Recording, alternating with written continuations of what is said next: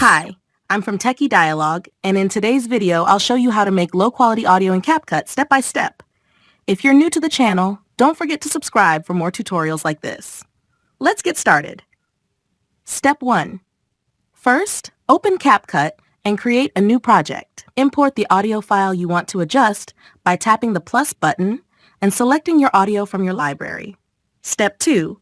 Once the audio is on your timeline, tap on it to bring up the audio editing options. Step 3.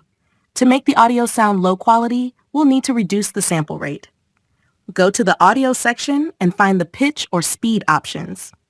Lowering the pitch or speeding up the track will distort the audio and give it a lower quality feel. Step 4. Additionally, you can add some static or noise to further degrade the quality. To do this, tap on Effects and look for a noise or distortion effect. Apply this effect to the audio for a more gritty sound. Step 5. After applying the changes, play the audio back to hear how it sounds. If needed, adjust the pitch, speed, or effects until you're satisfied with the low-quality result. And that's it! You've successfully made your audio sound low quality in CapCut. Thank you for watching.